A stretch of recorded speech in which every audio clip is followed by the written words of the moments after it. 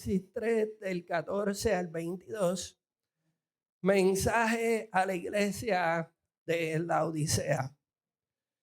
Escribe esta carta al ángel de la iglesia de Laodicea. Este es el mensaje de aquel que es amén, el amén, el testigo fiel y verdadero, el principio de la nueva creación de Dios. Yo sé todo lo que haces, que no eres ni frío ni caliente. Como quisieras que fueras lo uno o lo otro. Pero ya que eres tibio, ni frío ni caliente, te escupiré de mi boca. Y esta es la porción del mensaje de hoy. Tú dices, soy rico, tengo todo lo que quiero, no necesito nada. Y no te das cuenta de que eres un infeliz, un miserable, eres pobre, ciego y estás desnudo.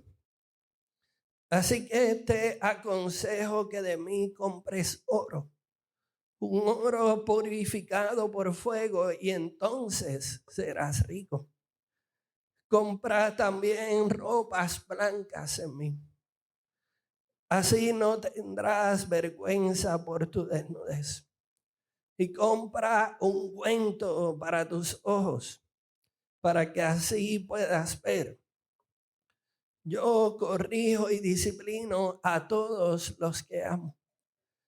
Por lo tanto, sé diligente y arrepiéntete de tu indiferencia. Mira, yo estoy a la puerta y llamo. Si oyes mi voz y abres la puerta, yo entraré y cenaremos juntos como amigos. Todos los que salgan vencedores se sentarán en el trono conmigo.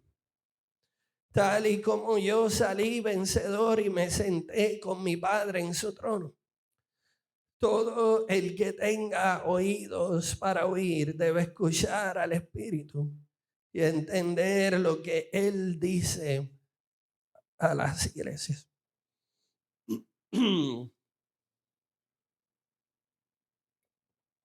Oremos un momento para poder escuchar al Espíritu. Y no solamente escucharlo, sino entender lo que Él está diciendo ahí. Espíritu Santo, ven y abre nuestros oídos espirituales para poder ser convencidos de pecado en las áreas que lo necesitamos, para poder ser consolados con tu presencia y para ser dirigidos hacia toda verdad, que es la persona de Jesús. Todo esto lo pedimos en el nombre poderoso de Jesús. Amén. Pueden tomar asiento.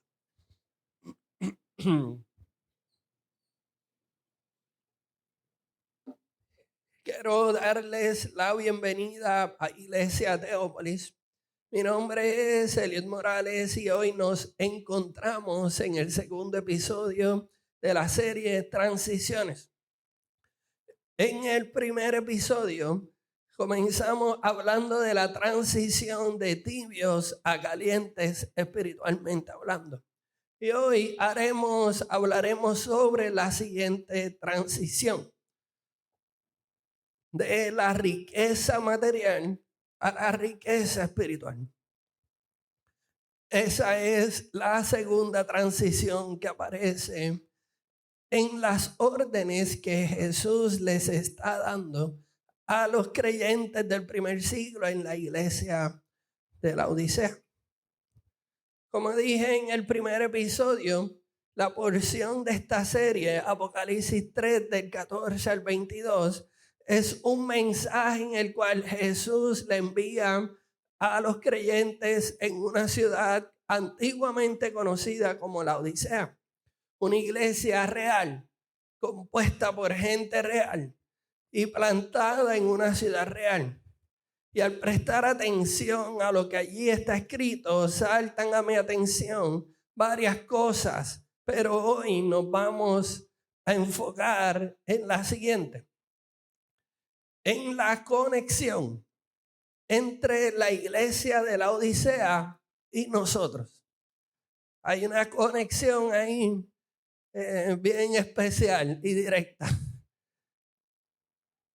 Me parece, y mientras proyectamos la foto de la iglesia de la Odisea, me parece muy interesante que varios teólogos están de acuerdo que esa iglesia en la ciudad de la Odisea puede ser interpretada como la iglesia moderna o la iglesia que ha existido desde los 1900 en adelante.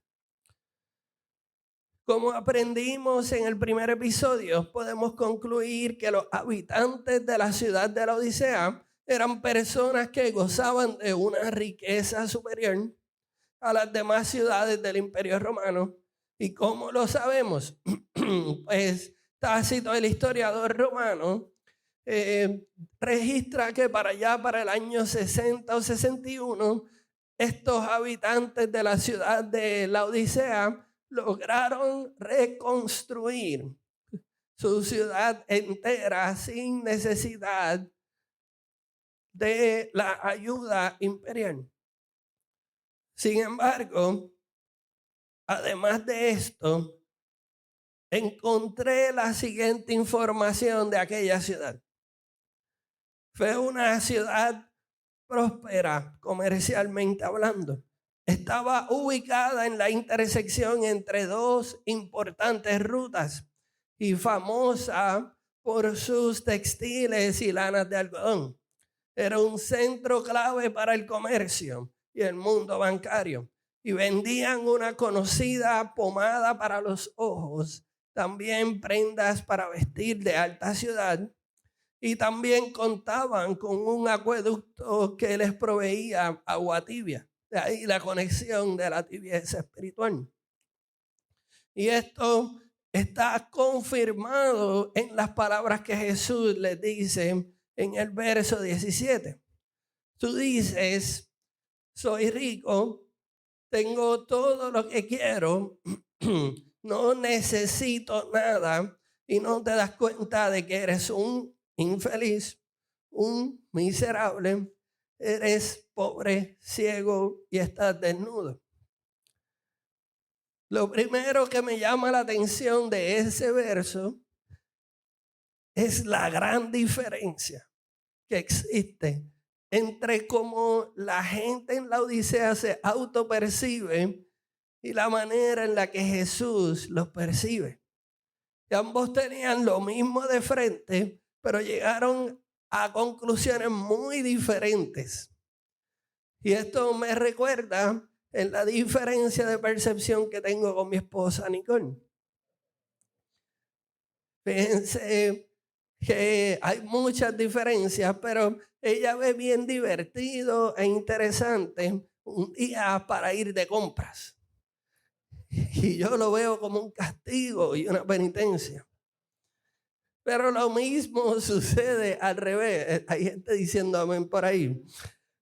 Pero lo mismo sucede al revés. Yo veo un día divertido e interesante siempre y cuando haya baloncesto y boxeo incluido. Ella lo ve como un castigo y una penitencia. Y empecé a preguntarme por qué dos personas pueden tener lo mismo de frente y tener una percepción diferente. Y busqué un poco de información en cuanto a los factores que influyen en la percepción de la gente. Y encontré lo siguiente: cada persona tiene experiencias, antecedentes y marcos de referencia únicos. Así que dos personas pueden mirar lo mismo y percibirlo de una manera muy diferente. También existen factores como edad, el sexo, la cultura, la educación, las creencias y los valores que también afectan la percepción. Por ejemplo, un niño puede percibir algo de una manera muy diferente a como lo haría un adulto. Y no se queda ahí, también se incluyen algo aparentemente objetivo como un color puede ser percibido de una manera bien diferente. Cada vez que me envían búscame la blusa color turquesa, y yo digo, eso no es turquesa, eso es verde o es azul. Las variaciones en los genes que codifican la recepción de los colores o los fotorreceptores en el cerebro son diferentes en cada uno de nosotros. Así que literalmente puedes tener la pintura del mismo color de frente y dos personas percibirlo de manera distinta. Pero también las necesidades y los deseos particulares influyen en la percepción selectiva y en la interpretación. Por ejemplo, y quizás en este ejemplo puedan haber personas que también se identifiquen. Dos personas hambrientas probablemente van a percibir y presten más atención al olor de una comida cercana que dos personas que acaban de comer. Pero también el conocimiento puede llevar a las personas a tener percepciones distintas. Por ejemplo, la tendencia a hacer juicios apresurados o tener prejuicios sobre los demás viene por lo que nosotros creemos que sabemos de los demás. En otras palabras, si nuestro punto de vista siempre está informado de nuestras experiencias, factores como la edad, el sexo, la cultura, la educación, creencias y valores, es muy probable que nuestro punto de vista siempre tenga puntos ciegos que nos impidan ver las cosas como ven los demás. Si ese es el caso, mis hermanos, lo más sabio que podemos hacer es asumir que tenemos puntos ciegos que solo podremos identificar con la ayuda de otras personas.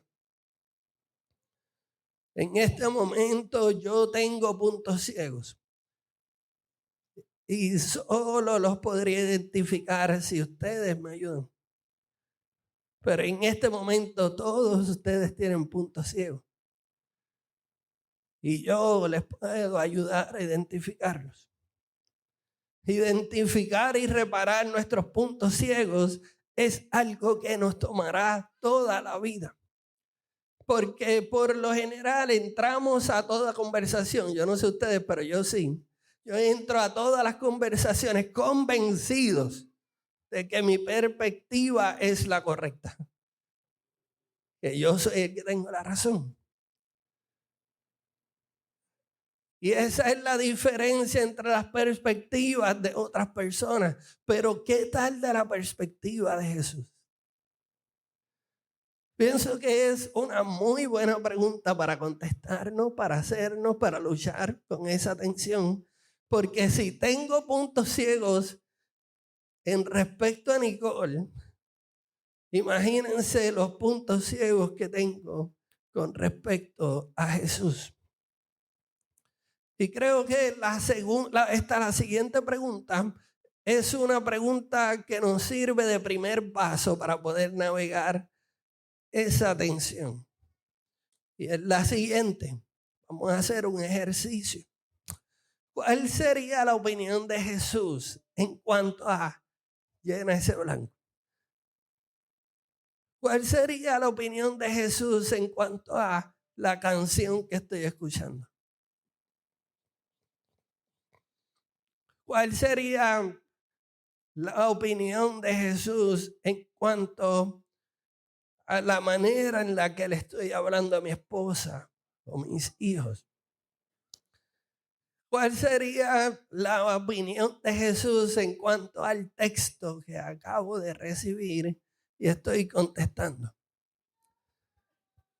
en cuanto a lo que veo, en cuanto a lo que escucho, en cuanto a lo que hablo, en cuanto a lo que pienso.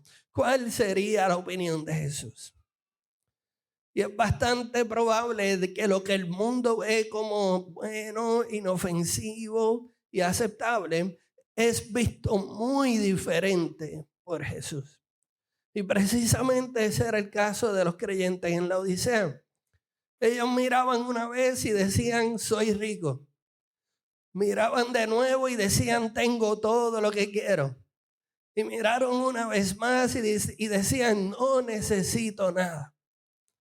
Sin embargo, Jesús miraba una vez y decía, infeliz y miserable. Miraba una segunda vez y decía, pobre. Miraba una tercera vez y decía, eres ciego y desnudo. ¿Por qué había tanta diferencia en lo que vio la iglesia en la Odisea y lo que vio Jesús? Y aquí va mi contestación a eso. Esto no está en la Biblia, esta es mi contestación. Yo creo que la autopercepción de los creyentes de aquella iglesia estaba informada por lo que tenían, por factores externos. Mientras más acumulaban, ellos informaban su autopercepción. Pero Jesús comienza por lo que ellos deseaban, por factores internos. Y estoy muy convencido de que en nuestro caso no es muy diferente al de ellos. Después de todo, vivimos en un tiempo donde el materialismo, la cultura de consumidor y muchas otras cosas más están en su máximo punto. Y si regresamos al verso 17 y comenzamos a leerlo teniendo esto en perspectiva, vamos a comenzar a identificar ciertos principios que están allí en esa contestación de la iglesia en la Odisea y la contestación de Jesús. Y mi oración es que el Espíritu Santo comience a ayudarte a identificarte con esos principios que están allí. Vamos a leerlo de nuevo. Verso 17. Tú dices, soy rico y tengo todo lo que quiero, no necesito nada. Y no te das cuenta que eres un infeliz y un miserable, eres pobre, ciego y estás desnudo. La perspectiva de los creyentes en la Odisea se puede resumir en este pensamiento. Tengo, por lo tanto soy. Tengo algo tangible, por lo tanto soy. Tengo mi casa propia, por lo tanto soy. Tengo mi carro, el carro de mis sueños, por lo tanto soy. Tengo el trabajo por el que he luchado, por lo tanto soy. Tengo el matrimonio, tengo los hijos, tengo el balance en la cuenta de banco, tengo el plan de retiro, tengo el plan médico, tengo, por lo tanto soy.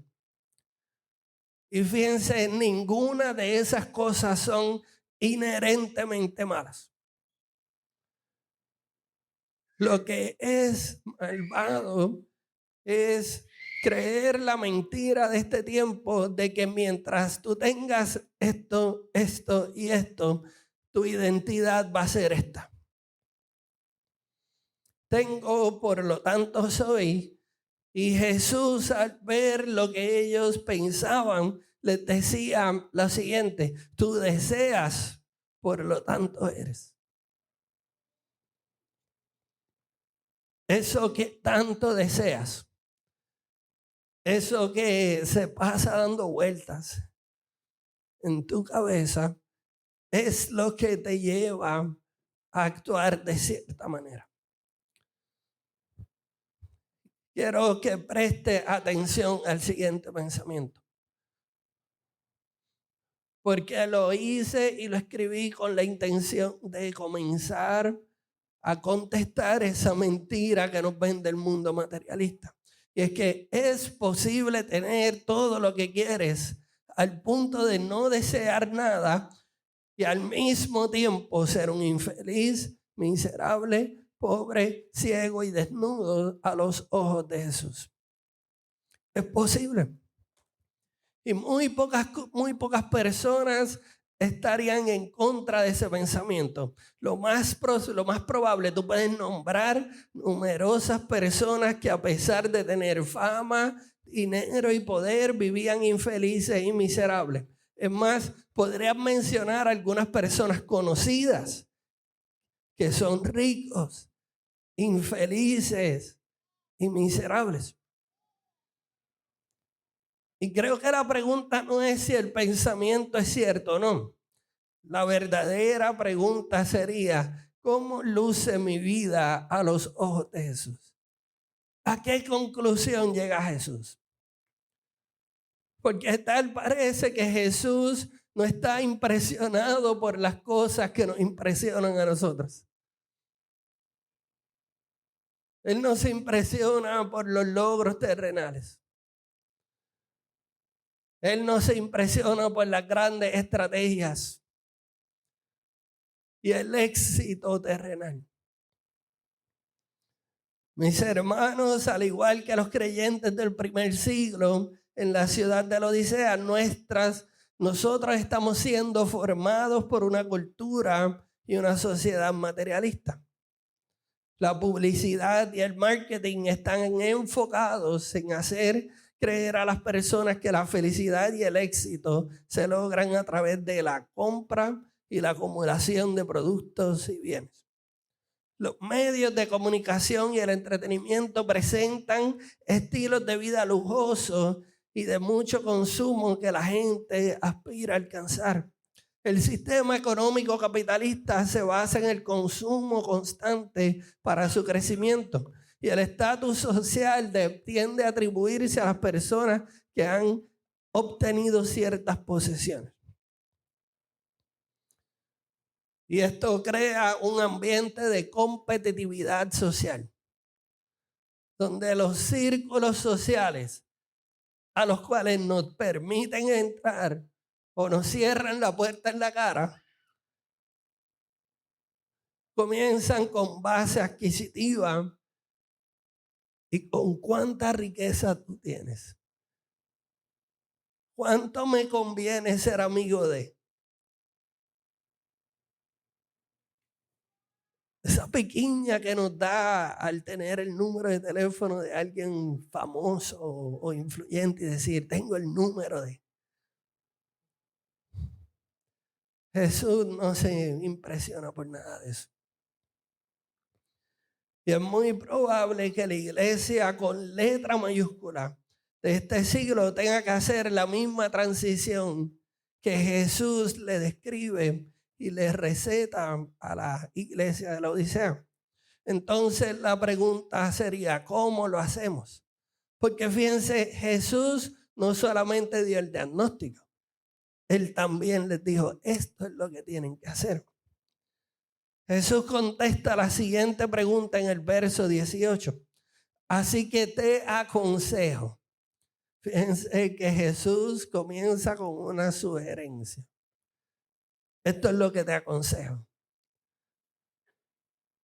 Pero no voy a obligarte a hacer.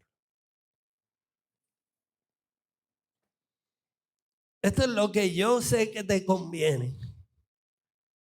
Porque yo sé lo que tú verdaderamente necesitas. Yo te aconsejo, pero no voy a obligarte. Te aconsejo que de mí compres oro. ¿Oro cómo? Purificado por fuego. Y entonces serás rico. Compra también ropas blancas de mí y así no tendrás vergüenza por tu desnudez. Y compra ungüento para tus ojos para que así puedas ver. Y aquí encontramos la primera herramienta. Herramienta 1. Comienza con Jesús. El camino a la riqueza espiritual comienza con Jesús. Jesús nos dice 3 cosas importantes acerca de hacer la transición a la riqueza espiritual. Lo primero, debemos hacer de Jesús nuestro tesoro y prioridad. Él mismo dijo en Mateo 6, del 19 al 21, no almacenes tesoro aquí en la tierra, donde las polillas se las comen, el óxido los destruye y donde los ladrones entran y roban. Almacena tus tesoros en el cielo, donde las polillas y el óxido no pueden destruir y los ladrones no entran a robar. Donde esté tu tesoro, allí estarán también los deseos de tu corazón. Deseas, por lo tanto eres. Presta atención al siguiente pensamiento. Nunca llegaremos a ser eternamente ricos en Jesús si vivimos para almacenar tesoros con fecha de expiración. Nunca seremos eternamente ricos en Jesús si vivimos para acumular tesoros con fecha de expiración. Tesoros que pueden ser robados, tesoros que pueden ser oxidados, tesoros que pueden ser extraviados. Eso no nos hace eternamente ricos. Nos puede hacer momentáneamente ricos. Pero la riqueza espiritual comienza con ponerle y asignarle valor a las cosas que son eternas. Segundo, el oro que nos hará espiritualmente ricos solo puede conseguirse en Jesús. Ahora bien, es importante recordar que la salvación es algo que no podemos comprar ni adquirir por nuestros propios méritos. Es por gracia. Asimismo lo enseñó el apóstol Pablo en Efesios 2. Dios los salvó por su gracia cuando creyeron. Ustedes no tienen ningún mérito en eso. Es un regalo de Dios. La salvación no es un premio por las cosas buenas que hayamos hecho. Así que ninguno de nosotros puede jactarse de ser salvo. Es por gracia. Pero me encanta este pensamiento de Dallas Willard que nos amplía la doctrina de la gracia. Mira lo que dice. Escuchen esto. La gracia no se opone al esfuerzo, se opone al mérito. El esfuerzo es una acción. El merecimiento es una actitud. Nunca has visto a personas más activas que aquellas que han sido encendidas por la gracia de Dios. Hay una mentira doctrinaria y teológica en la cultura evangélica de este tiempo, y es que es por gracia, así que no te esfuerces, porque total Dios te lo va a dar como quiera.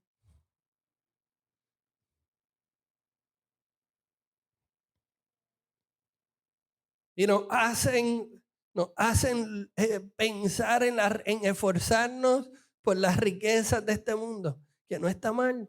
Esforzarse por tener una buena educación, un buen trabajo, tener tu casa, tener tus cosas. Pero ¿qué pasa por esforzarnos con la oración, por aprender la Biblia, por servir, por ser movilizados en el Evangelio? Eso es lo que verdaderamente nos hace ricos, eternamente ricos. Presta atención al siguiente pensamiento. La riqueza espiritual comienza con valorar lo que Jesús nos ofrece de forma tal que estemos dispuestos a pagar el precio que sea. Juan el Bautista pagó con su vida. El apóstol Pedro por su vida, el apóstol Pablo con su vida. La mayoría de los discípulos, excepto el apóstol Juan, pagaron por su vida. Y Juan pagó prisión y destierro. Y a nosotros se nos hace inconveniente ir a una iglesia que no tenga aire acondicionado. O que me quede demasiado lejos. Tercero, el oro debe ser purificado por fuego. Y aquí encontramos la segunda herramienta. La herramienta 1 es que comienza con Jesús, la riqueza espiritual. La herramienta 2 es que la purificación es requisito de la riqueza espiritual. Es un requisito. El proceso de purificación es de oro. Es uno que ha mejorado muchísimo desde el primer siglo hasta el presente. Los avances científicos y tecnológicos han convertido este proceso en uno bien eficiente. Lo que significa que nuestro contexto y nuestra versión del proceso de purificación es bien diferente al que está escrito ahí. Cuando Jesús habla de oro purificado, en capítulo 3, en Apocalipsis 3:18, habla de un proceso del primer siglo que envuelve calor, mucha paciencia y mucho tiempo. ¿Por qué es importante tomar ese contexto del proceso de purificación del oro del primer siglo? Primero, que lo que sea que Jesús tenga para nosotros necesita ser purificado. Así que presta atención al siguiente pensamiento.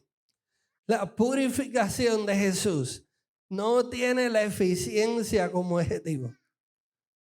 No tiene que cumplir con un requisito o expectativa de tiempo. No tiene que cumplir con nuestra capacidad o los límites de aguantar el calor. El objetivo principal de la purificación de Jesús es la pureza de nuestra fe. Segundo, ya sabemos que el oro proviene de Jesús. Pastor, entonces, ¿de dónde proviene el fuego? Porque Jesús dice, compra de mí el oro purificado por fuego. ¿Y cuál es el fuego? Me di a la tarea de buscar y encontré en Isaías 48 el siguiente mensaje de Dios para el pueblo judío. Sin embargo, por el amor y la honra de mi nombre, contendré mi enojo y no te aniquilaré. Te he refinado, pero no como se refina la plata, más bien te he refinado con el ¿qué? El horno del sufrimiento. Y en esta porción bíblica, en ese mensaje que Dios le está enviando, conecta el proceso de refinamiento o purificación con el horno del sufrimiento. Y los creyentes del primer siglo ya conocían ese concepto. Por eso decían cosas como las que leemos en Primera de Pedro. Así que alégrense de verdad. Les espera una alegría inmensa. Aunque tienen que soportar muchas pruebas por un tiempo breve, estas pruebas demostrarán que su fe es auténtica, está siendo probada. De la misma manera en el que el fuego prueba y purifica el oro. Aunque la fe de ustedes es mucho más preciosa que el mismo oro, entonces su fe al permanecer firme en tantas pruebas le traerá mucha alabanza, gloria y honra en el día que Jesucristo sea revelado para todo el mundo. ¿Y por qué necesitamos ser purificados? Si yo vengo a la iglesia todos los días, yo oro todos los días, yo diezmo y ofrendo y ayuno, Señor, ¿por qué tengo que ser purificado?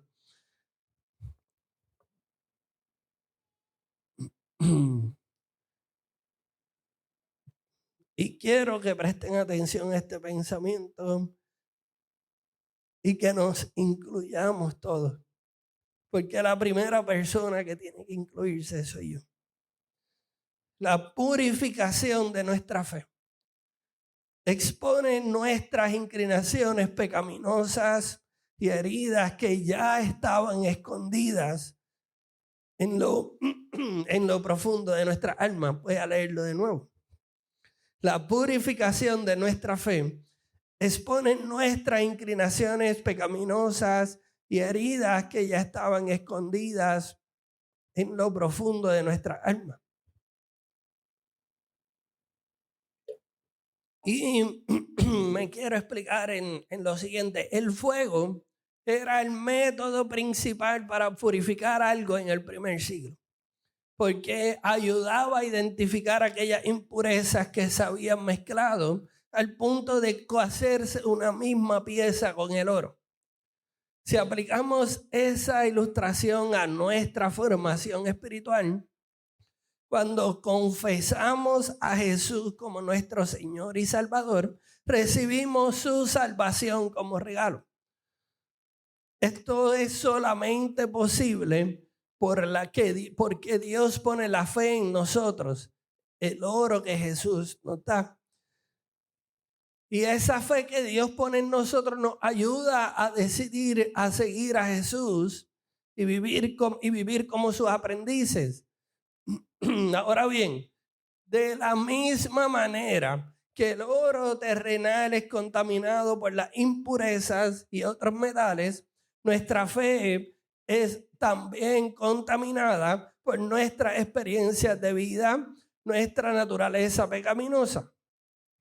Así que es necesario deshacernos de esa vieja manera de pensar o la vieja criatura para poder vivir la verdad del evangelio. Hermanos, el oro necesita ser expuesto al calor del fuego para que se puedan identificar y separar las impurezas. De la misma manera, nosotros necesitamos las pruebas y el sufrimiento para identificar nuestras inclinaciones pecaminosas. De lo contrario, viviremos una versión de la fe que nos lleva y produce tibieza espiritual y pobreza espiritual. Y antes de hablar, hablamos de nuestras inclinaciones pecaminosas. Antes de hablar de las heridas, quiero decirles que esta parte del mensaje me confrontó mucho.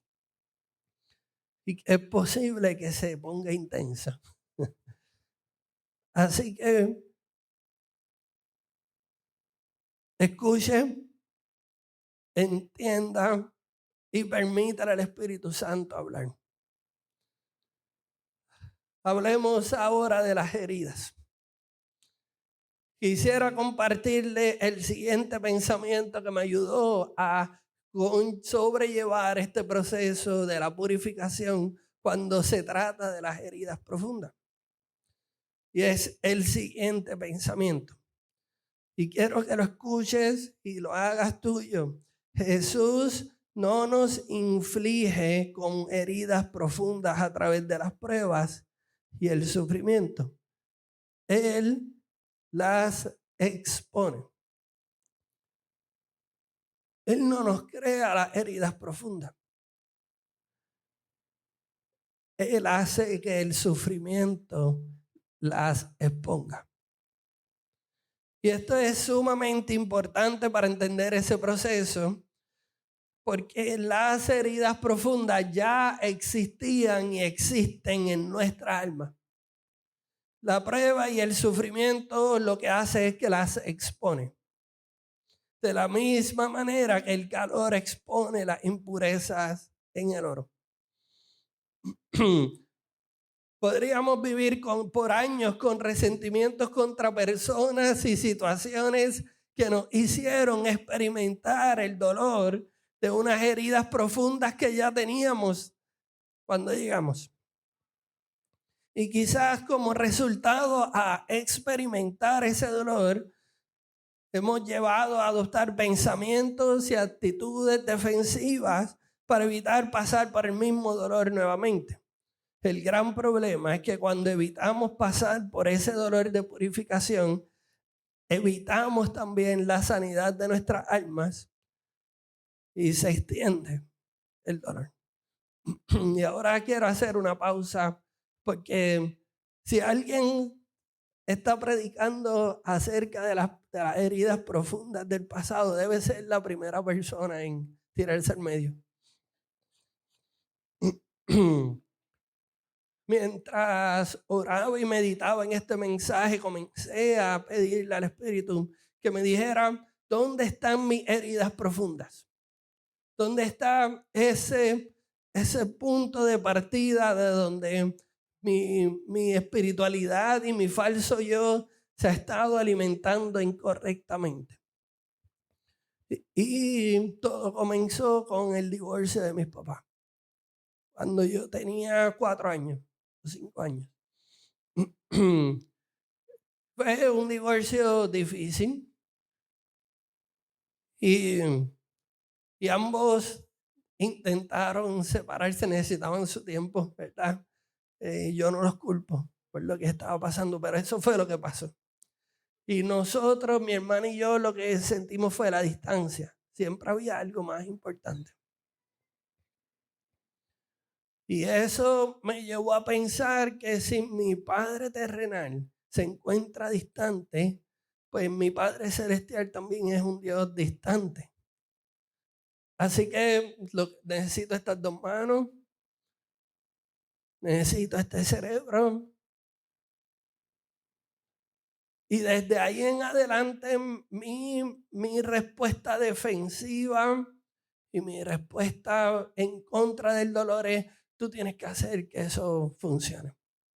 Y cada uno de mis errores yo los combatí tirándome al medio y diciendo, vamos a hacerlo. Y es bien curioso, porque muchos de mis compañeros de trabajo y muchos de mis clientes y muchas de las oportunidades que tuve venían gracias a esa actitud valiente y arriesgada y vamos a darle, yo no me echo para atrás. Sin embargo, dentro había un niño que estaba asustado.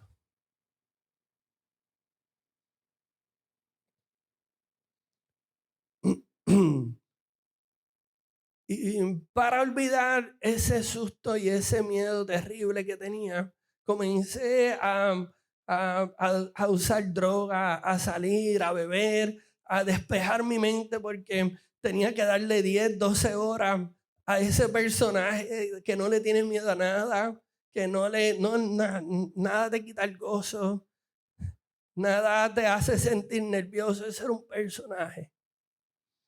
Era mi carne. Y qué muchas oportunidades me trajo ese falso yo. Y pienso que si Dios nos está llamando hacia la riqueza espiritual, nos está llamando a dejar vulnerables esas heridas del pasado. Y dejar de estar teniendo actitudes de resentimiento con situaciones y personas presentes que lo que hacen es exponer lo que ya tú venías trayendo en el paquete. Mi relación con mi papá se restauró y después de viejos, los dos, nos sentamos, hablamos, nos pedimos perdón, nos perdonamos, lloramos juntos, pero eso no cambia la experiencia y mi actitud defensiva en contra de la vida. Pero piensa bien, piensa quizás en las implicaciones que eso tiene en algún proceso o en alguna dificultad que estás viviendo. Piensa la herida que se expone cada vez que la gente te dice algo que no te gusta. Porque yo me molestaba con la gente cada vez que me decía, es que tú eres despistado, tú eres esto, tú eres lo otro, tú necesitas mejorar en esto. Y ellos estaban diciendo la verdad. Pero lo que a mí me sonaba era, tú no sabes de lo que estás hablando porque yo llevo solo toda mi vida. Y esa era la mentira que yo me decía.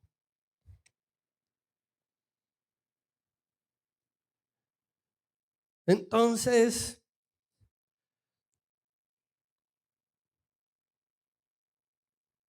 tengo que confesar que a menudo luchaba con la idea de que la voluntad de Dios para mi vida era buena, agradable y perfecta. Y al mismo tiempo Dios me permitía pasar por pruebas y sufrimientos.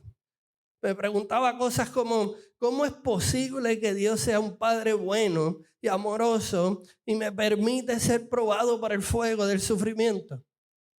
No me cabe eso en mi mente. Pero hoy puedo contestar esa pregunta de la siguiente manera. Jesús no busca infligirnos con heridas profundas. Él quiere sanarlas. Y esto, mis hermanos, requiere el proceso de purificación de nuestra fe. Solo el horno del sufrimiento expone las heridas que ya estaban allá adentro. Y si hay alguien al igual que yo, luchando con ese proceso de purificación por el cual estás pasando, quizás se acabó el año, terminó el 2023 y todavía lo sigues sintiendo, o a lo mejor se intensificó el calor en enero del 2024. Quiero decirte lo siguiente: el fuego de las pruebas de tu fe tiene el propósito de refinar tu alma para hacer de ti algo tan valioso como el oro purificado. Resiste.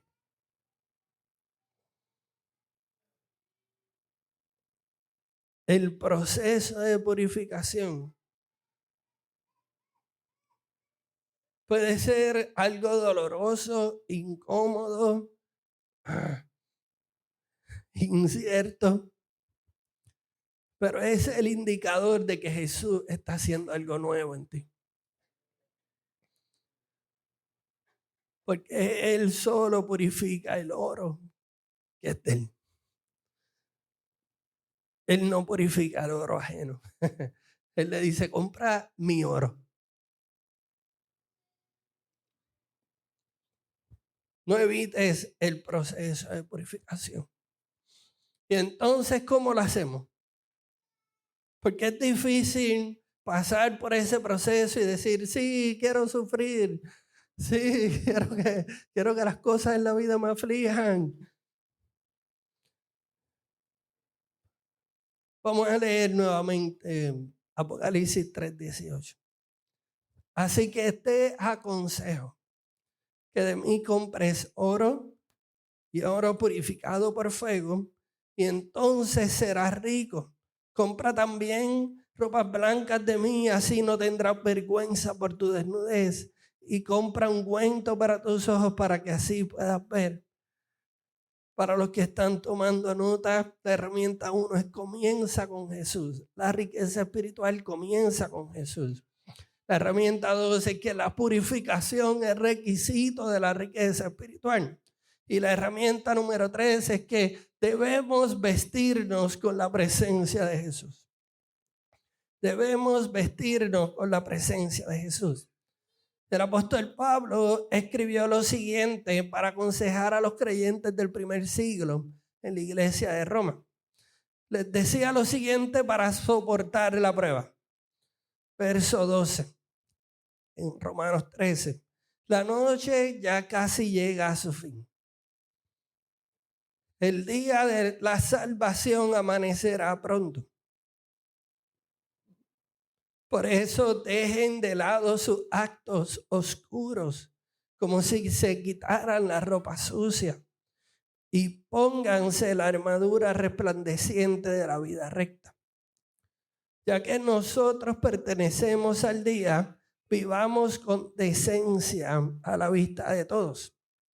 No participen en la oscuridad de las fiestas desenfrenadas y de las borracheras, ni vivan en promiscuidad sexual e inmoralidad, ni se metan en peleas, ni tengan envidias. Más bien, ¿qué deben hacer? Vístanse con la presencia del Señor Jesucristo. Y no se permitan pensar en formas que complazcan los malos deseos.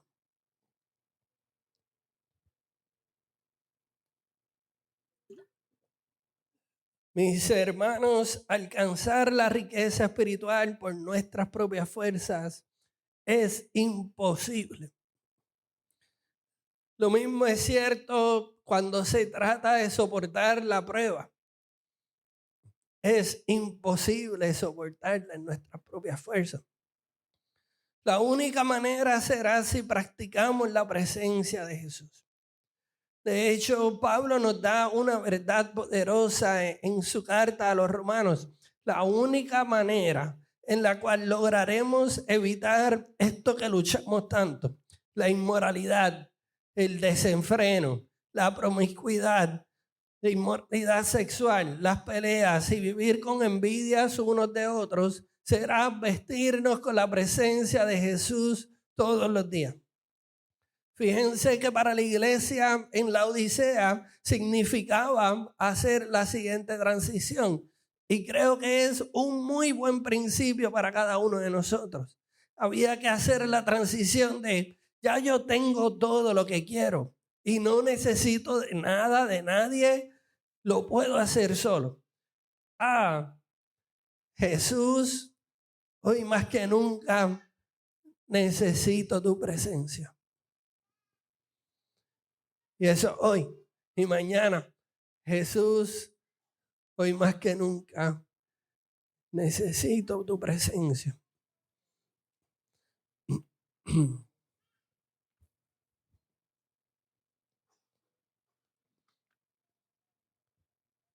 Vestirnos con la presencia de Jesús. Así que te aconsejo que compres de mí oro, un oro purificado por el fuego. Y entonces serás rico. Compra también ropas blancas de mí, la presencia de Jesús. Y así no tendrás vergüenza por tu desnudez. Y por último, compra ungüento para tus ojos para que así puedas ver. Herramienta 1 es que comienza con Jesús. Herramienta 2 es que la purificación es requisito. La herramienta 3 es que debemos vestirnos con la presencia de Jesús. Y la herramienta 4 es que se abran nuestros ojos espirituales. Galeno, un médico, cirujano y filósofo del Imperio Romano, allá para el primer siglo, describe en uno de sus escritos una medicina para los ojos hecha de una piedra frigia. Aristóteles se refirió a dicha medicina como un polvo frío. Y William Ramsay, arqueólogo y estudioso del Nuevo Testamento, explica en su libro Cartas a las 7 iglesias de Asia que ese tipo de medicina era un colirio cilíndrico que podría pulverizarse y aplicarse a los ojos de las personas. Y consideremos eso evidencia sostenible, evidencia sólida de que lo que se está hablando en Apocalipsis ocurrió verdaderamente o no. La instrucción de Jesús a la iglesia de la Odisea es que compren un ungüento para sus ojos porque no están viendo de la manera correcta. Sugiriendo que al igual que el oro y las vestiduras blancas, la sanidad para su vista espiritual sería solo posible a través de él. Ahora bien, ¿qué cambia en nosotros cuando nuestra vista espiritual es sanada? Yo creo que cambia mucho, pero podemos comenzar con las siguientes cosas. Nuestra perspectiva cambia porque dejamos de interpretar nuestra vida y el mundo que nos rodea usando nuestras experiencias, nuestros prejuicios, porque comenzamos a usar la luz de la verdad del Evangelio. También, una vez que nuestra vista espiritual cambia, nuestras reacciones y respuestas cambian. Ya no reaccionamos ni respondemos usando nuestros puntos ciegos. Con esto le permitimos a Jesús que renueve nuestra manera de pensar con el poder del Evangelio. Cambia nuestra actitud en medio de la prueba, porque dejamos de enfocarnos en el dolor que experimentamos en medio del horno del sufrimiento, porque sabemos que ese sufrimiento es necesario y nos comprometemos con el proceso de la purificación de nuestra fe y con el proceso incómodo de identificar nuestras heridas profundas y sanarlas. Que cambia también nuestra vida desnuda y llena de vergüenza. Ya no resistimos mostrarnos vulnerables ante el mundo, porque la presencia de Jesús cubre nuestra vergüenza y desnudez de nuestra naturaleza pecaminosa y de las heridas que tenemos del pasado. Y todo esto culmina con algo bien profundo. Nuestra identidad comienza a estar centrada en la persona de Jesús. Ya ni lo que sentimos, ni lo que tenemos, ni lo que hacemos nos define. Sustituimos las mentiras del falso yo por lo que dice Jesús de nosotros. Escogido, perdonado, yo soy quien dice que soy.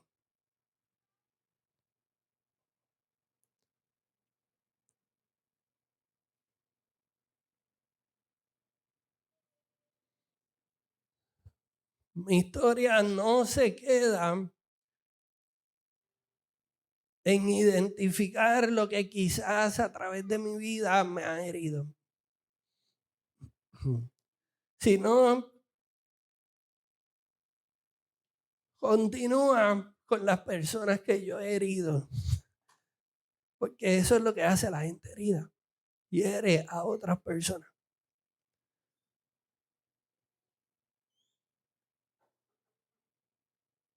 Y eso me llevó a entender que mi padre solamente hacía lo que él aprendió de su papá.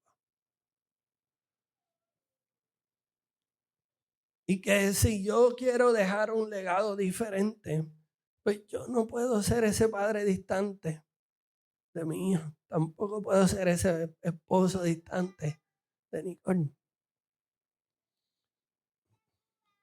Tampoco tengo que mostrarme ante todos como que sí, yo sé lo que vamos a hacer, tranquilo que vamos a meter mano. Y eso es luchar en contra de mi naturaleza, porque así me alumbró Dios.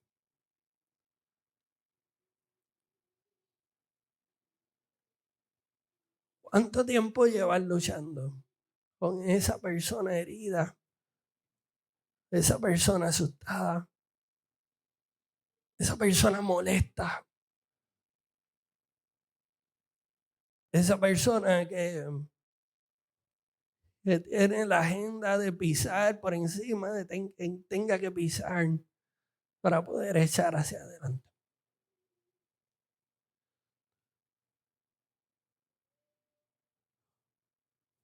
Mi llamado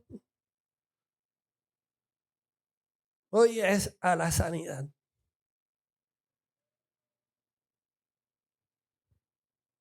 Porque yo quizás no estoy 100% sano, pero no estoy donde estaba hace 10 años atrás. Y yo creo y oro que eso puede ser suficiente testimonio del poder y de la misericordia y de la bondad de Dios para todo aquel que tenga una herida. Una herida, escúchenme bien, una herida que otros han intentado de tratar de explicarte por qué la tienes. Una herida que quizás ha desarrollado condiciones en tu vida, como mi problema con la ansiedad, mi problema con querer controlarlo todo. Es porque yo necesito ganar para demostrarle al mundo que yo soy algo. ¿Cuál es esa herida que quizás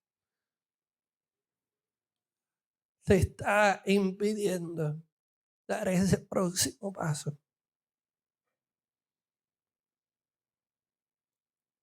En este momento quiero que respondamos a este mensaje